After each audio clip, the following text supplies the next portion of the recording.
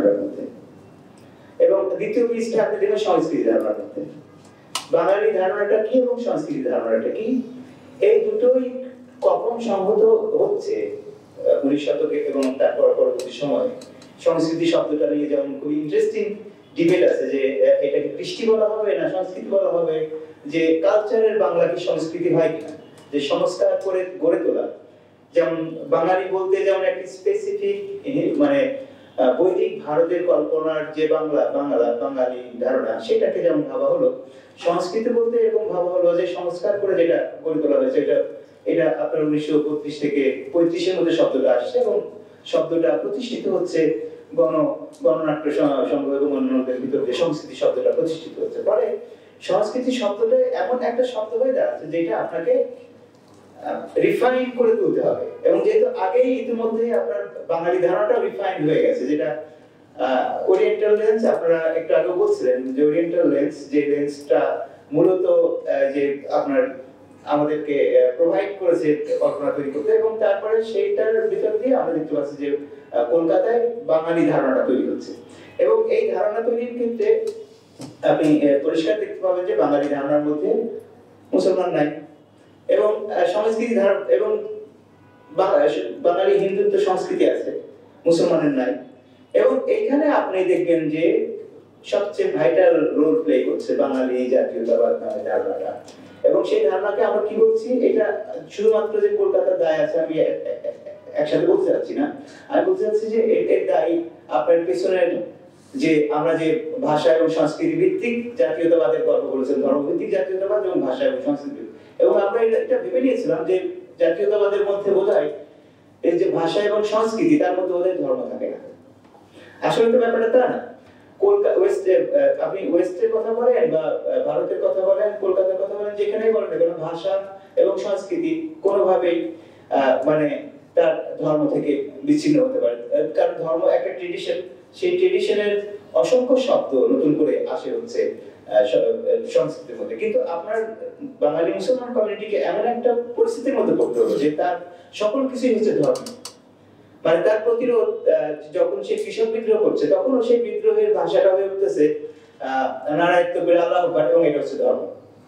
এটা কিন্তু অন্য কালচারের ক্ষেত্রে এটা করছে না। প্রতিরোধের ভাষাকেও এইভাবে ধর্ম হিসেবে দেখে দেয়া এবং তাদেরকে মৌলবাদী হিসেবে চিহ্নিত করা, এটা কিন্তু করছে না। কিন্তু বাঙালি মুসলমানের ক্ষেত্রে ঘটনাটা ঘটেছে। ফলে আপনি যদি বলেন যে আওয়ামী লীগ কিভাবে তার ফ্যাসিজম গড়ে উঠলো, আমরা যদি দেখি যে এইগুলো ছিল তার একদম ফাউন্ডেশনাল জায়গা, যেটা সে ধার করে এনেছে, কিন্তু এটার আর কোন রকমের রিনিউয়াল মানে 70-এর পরে যে রিনিউয়াল, সেই রিনিউয়ালের জায়গায় যায়। বরং আমি এই যে আমাদের বাংলা একাডেমি যে আজও আছেন, আমরা বোধহয় 10-12 বছর আগে এই আলাপগুলো করছিলাম যে কিভাবে 80-র দশক থেকে এই প্রক্রিয়াটা বাংলাদেশে একটা মানে বাঙালি সংস্কৃতির যারা ধারক বাহক বলে নিজেদেরকে দাবি করে, তারা কিভাবে কনজারভেটিভ হয়ে উঠতে শুরু করলো, যেহেতু তারা ক্ষমতা পায় না, এবং তাদের মধ্যে এক ধরনের রিয়াকশন তৈরি হতে শুরু করলো, যেটা আপনি দেখবেন যে ঘাতক দালাল নির্মূল জাহানারা ইমামের পরের যে শাহরিয়ার কবিরের যে ঘাতক দালাল নির্মূল কমিটি,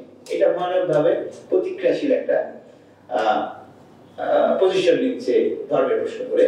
এবং এইটা আপনি আরেকটু পরে যদি খেয়াল করেন, যখন অনলাইন চলে আসে সামারিন ব্লগ এবং এই জায়গাগুলো, এবং তখন দেখবেন যে এটা অ্যাগ্রেসিভ হচ্ছে, ভীষণ ভাষাটা ভায়োলেন্ট হয়ে উঠতেছে, যে বাঙালি সংস্কৃতি এবং একাত্তর এক কাতারে দাঁড়াচ্ছে, প্রগতি বাঙালি সংস্কৃতি ভাষা এক কাতারে দাঁড়াচ্ছে। এর বিপরীতে দাঁড়াচ্ছে ইসলাম, মুসলমান, ধর্মীয় চর্চা, যে কোনো কিছু, মানে ইসলামের সাথে রিলেটেড যে কোনো কিছু, এবং বাঙালি মুসলিম কমিউনিটির সাথে রিলেটেড যে কোনো কিছু। কিন্তু তাহলে যেটা হলো যে সত্যিকার অর্থে যদি সংস্কৃতিকে ভাবতে হয় আমাদের, স্যার যেটা বলছিলেন এটা আমরা সবাই জানি যে সংস্কৃতি এবং ভাষা তো আসলে একটা জনমানুষের স্মৃতি, জনমানুষের ট্রেডিশন, তার সবকিছু এবং বর্তমান এবং ভবিষ্যৎ কল্পনা করে।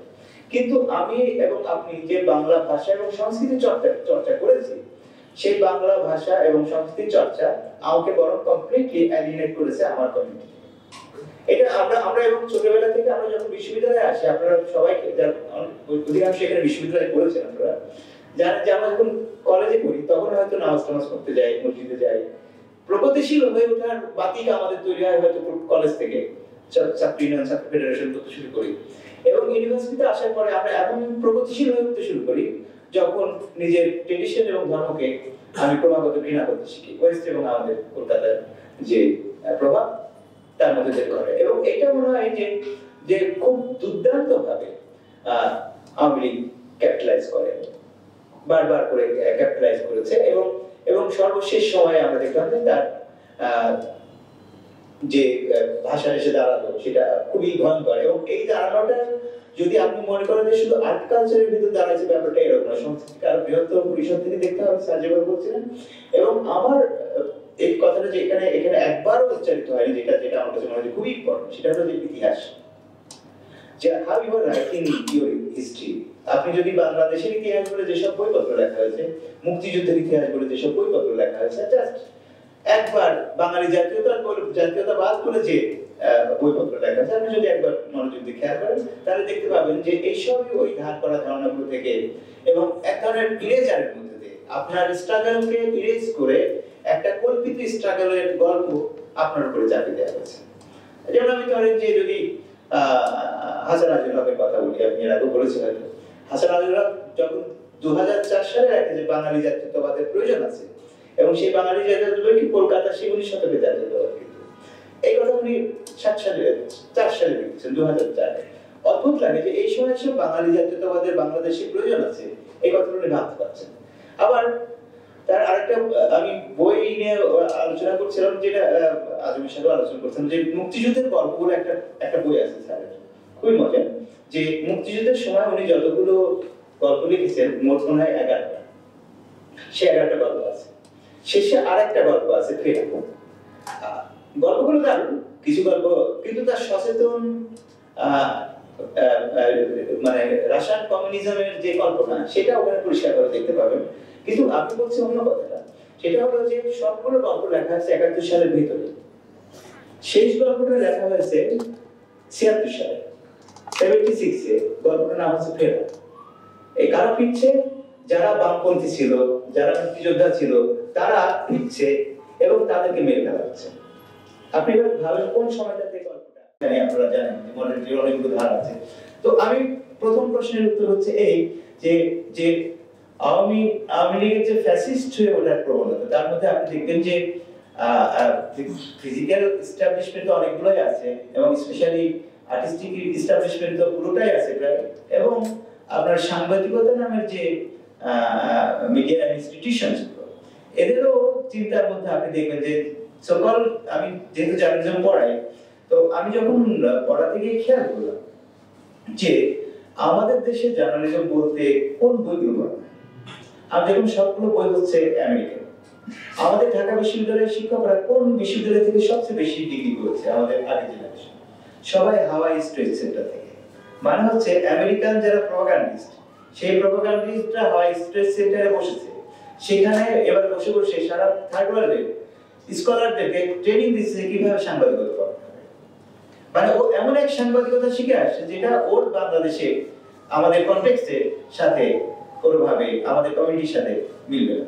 তো ফলে আপনি অসংখ্য ইনস্টিটিউশন পাবেন। আমি মনে করি যে তাহলে আমার প্রথম কাজ হবে আসলে হিস্ট্রির 2টা লেয়ারে কাজ করা, খুব জরুরি কাজ। একটা হচ্ছে 19 শতক থেকে 47 পর্যন্ত সময়টাতে একটা সিরিয়াস ক্রিটিক্যাল পজিশন নেওয়া, যে আসলে কি ঘটেছিল, কিভাবে আমাদের এই আইনি সত্তার প্রশ্নগুলোকে এই পথে আগানো, যে আপনার সিরিয়াসতম ক্রিটিকটা হাজির করা।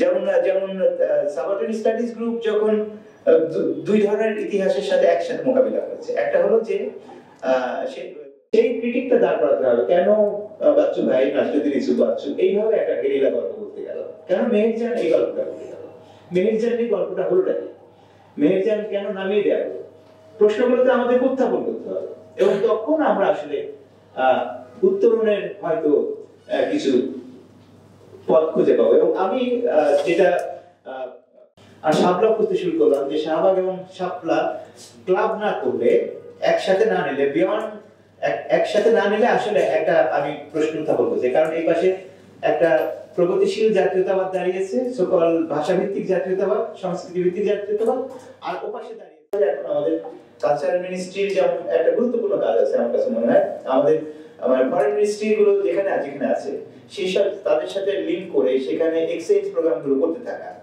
এবং খুব দ্রুত আমার কাছে মনে হয় যে যে এই জুলাই অভ্যুত্থানকে ধরে যেটা হওয়া দরকার, যে আপনি যেমন হতে পারে যে 10 মিনিটের আগে বিভাগীয় পর্যায়ে প্রতিযোগিতা দিলাম যে একটা স্ক্রিপ্ট দাও, একটা ডকুমেন্টারি অথবা একটা টিচার ফিল্ম 10 মিনিট থেকে 15 মিনিটের বাছাই করলাম আমরা, তাহলে বিভিন্ন যে বিভাগের কিন্তু একটা গল্পগুলো আমরা উঠিয়ে নিয়ে আসতে পারবো। শুধু আপনি সিনেমার একটা ফর্মের কথা বললাম, কিন্তু আরো অনেক ফর্ম আছে, অনেক ধরনের পারফরমেন্স আছে যেগুলো আসলে, এবং মেমোরি আছে, সেই মেমোরিগুলোকে উঠিয়ে নিয়ে আসা, সেগুলোকে কমিউনিকেট করা, এবং সারা দেশের বহু বৈচিত্র্যময় যে সাংস্কৃতিক অভিপ্রকাশ আমাদের ছিল এবং যেটাকে আমরা একমাত্রিক করে তুলেছি, এবং নিউ টাইমের কারণে যে এখন মডার্নিটির এই টাইমকে তো আমরা অস্বীকার করতে পারছি না, ফলে মডার্নিটির যে ইম্প্যাক্ট গুলো আমাদের উপরে পড়েছে সেটাকে স্বীকার করে নিয়ে সেটার ভিতর থেকে আমাদের ট্রেডিশনের ভিতর থেকে কি কি উপাদান থাকে সেটা নিয়ে আমরা একটা